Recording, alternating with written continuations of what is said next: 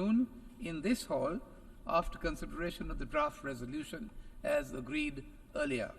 The General Assembly has thus concluded this stage of its consideration of Agenda Item 5. The meeting is adjourned.